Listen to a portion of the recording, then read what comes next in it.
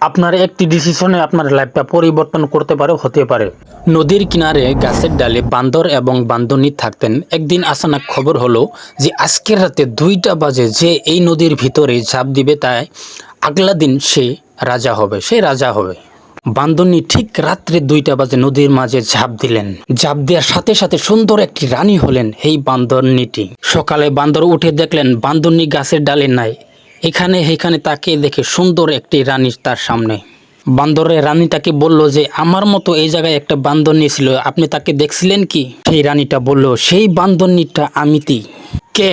আপনিও তো শুনেননি কালকে একটি খবর হয়েছিল এই নদীর ভিতরে যে লাফ দিবে সেই রাজা হয়ে যাবে, কিন্তু আমি লাফ দিয়েছিলাম এই নদীর মাঝখানে।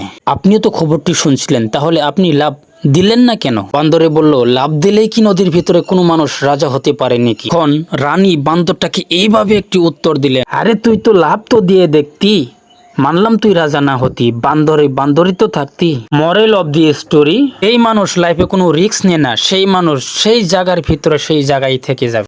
কোনো সময় আপনার একটি ডিসিশনে আপনার লাইফটাকে চেঞ্জ করতে পারে বন্ধুরা।